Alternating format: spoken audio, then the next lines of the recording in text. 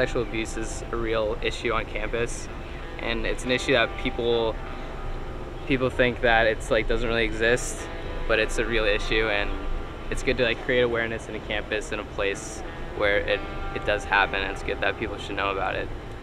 So all this, it's called Project Clothesline, and it's basically just increasing the awareness of, you know, things that have happened to students here. The colors represent different things that might have happened to them while they were growing up. And it's just, you know, people and their stories from the past and still to this day.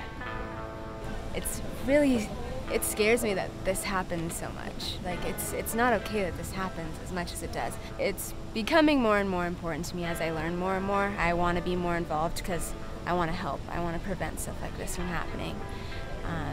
And I've had family that's been personally affected by assault, and it's good that I'm able to get involved with something like this and help her in that sense, my family in that sense. It means a lot to me, just to, you know, be able to know that I can help out and, you know, be here for these people, being able to tell people that they're not alone and that we are there for them. I'm not the only one that's supporting this kind of stuff, and that I do have brothers out here who are, you know, down for the same contribution.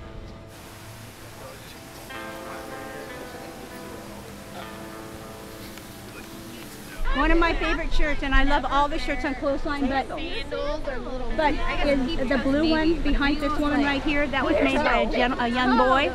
And in the beginning, people were kind of upset with me because we've included men and boys with the Clothesline Project. And in the beginning, Clothesline Project was historically a woman's a way to give voice to women. But that shirt was made by a young man, and that's actually who was a victim of sexual assault.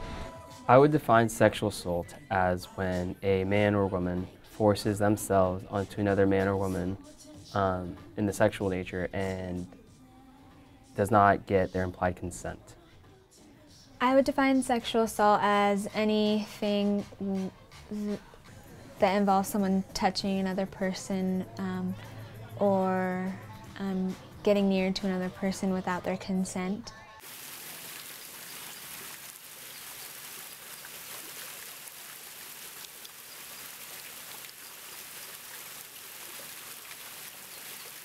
Penal Code 261 in the state of California basically says having sex with someone who is unable to give consent is rape or sexual assault. And so where we go with that is a person who is drunk does not have the capability, the capacity to give consent.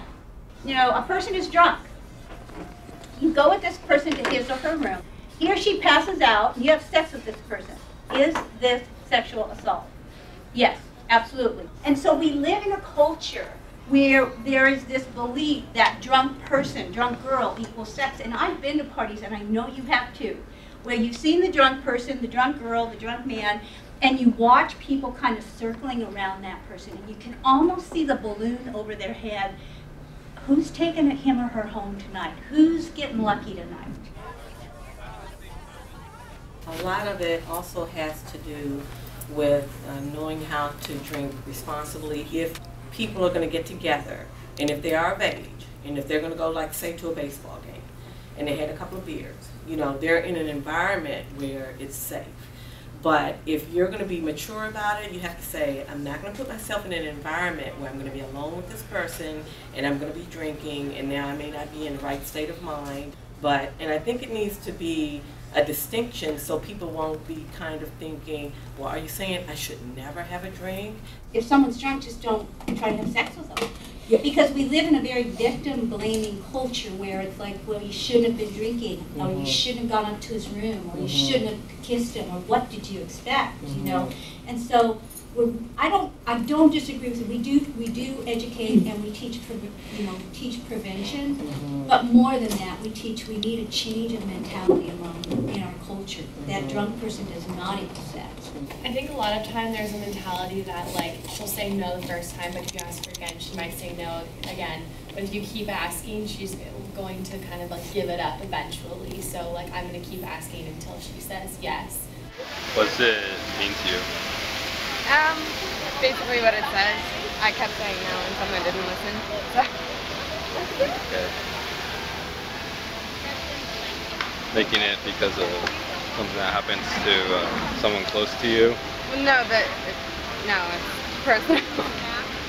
Consent is like, I would feel like a mutual decision. It's not a one-sided thing. It's just all about the mutual yes. Two words that are critical when we talk about this are capacity and consent. Capacity means that you have the ability, the capability, or the fitness to do something. It means that an ability to both comprehend the nature and the consequences of one act. Consent refers to the explicit, clear agreement to engage in and continue to engage in an activity. I think it's really important for, especially me, like I'm a freshman, so I'm new to the environment of college and kind of all of these influences like drugs and alcohol. And I think these definitions are really important for freshmen to understand like the actual meaning versus what they think it means, and knowing that it needs to be uninfluenced by the drugs and the alcohol. But sexual assault changes people's lives, changes their lives, it changes their families' lives. And so what CARES is about is to prevent it. And the challenging thing about prevention education is what we do here is it's hard to measure what we keep from happening. I mean, it does happen, and it's unfortunate that it does, but that's why we meet here and have the events that we host to increase awareness and try to prevent these kind of things from happening.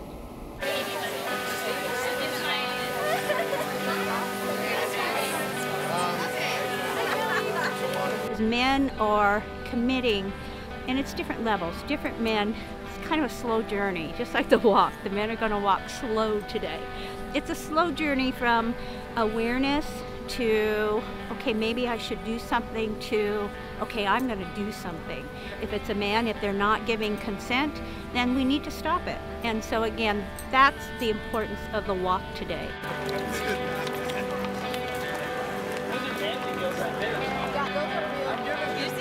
I just can't imagine how girls walk like stairs and distances in heels. I don't know, it's definitely a challenge.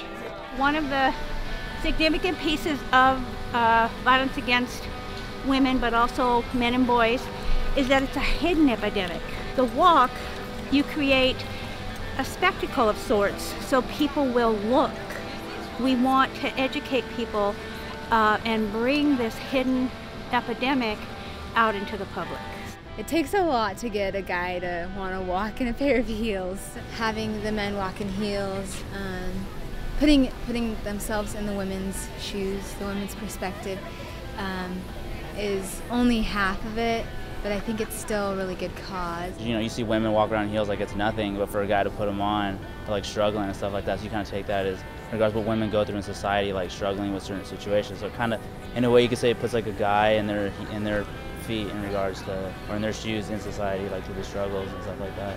I thought it was an awesome event to do as a fraternity. It made me incredibly proud that guys that I see week in, week out, we're a social organization and have fun with each other, but we all try and represent and bring awareness to something way bigger. And as a said social organization, we have a lot of influence on campus, and we can potentially drive and change a lot of people's opinions.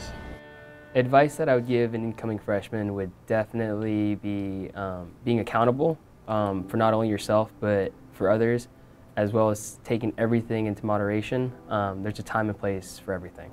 Advice for freshmen coming into the new college environment with dealing with alcohol and drug abuse and things like that is just to make sure that you're watching what's going on, and that you're always certain of how you are and like the status that you're in, because alcohol and drugs will impair you, and there is danger with that.